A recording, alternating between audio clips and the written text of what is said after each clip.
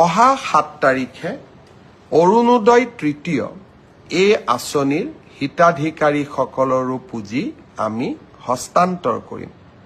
Bodoland territorial এৰিয়াক বাদ দি সমগ্ৰ অসমৰ 30 লাখ অৰুণোদয় হিতাধিকাৰীয়ে 7 তাৰিখে 1250 টকাকৈ নিজৰ বেংক একাউণ্টত লাভ কৰিব।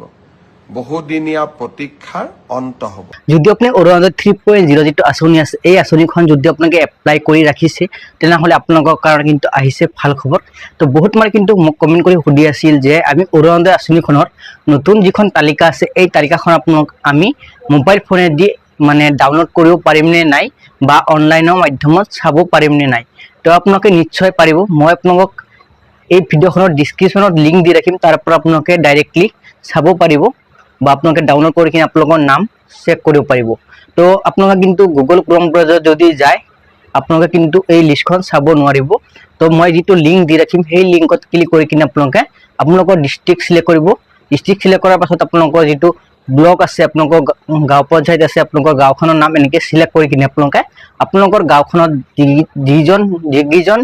যিকেইজন মানে হিতাধিকাৰী আছে এই হিতাধিকাৰীসকলৰ কিন্তু এটা লিষ্ট ওলাব। এই লিষ্টখন আপোনালোকে চাব পাৰিব যে আপোনালোকৰ নাম এপ্ৰুভ হৈছে নে নাই।